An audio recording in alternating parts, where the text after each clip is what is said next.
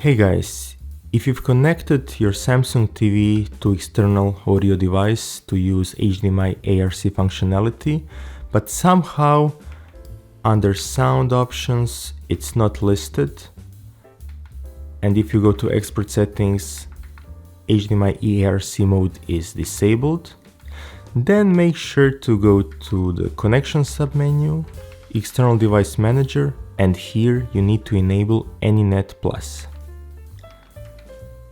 Once you do that, maybe you will instantly hear sound coming from that device like soundbar or audio system connected to your AV receiver.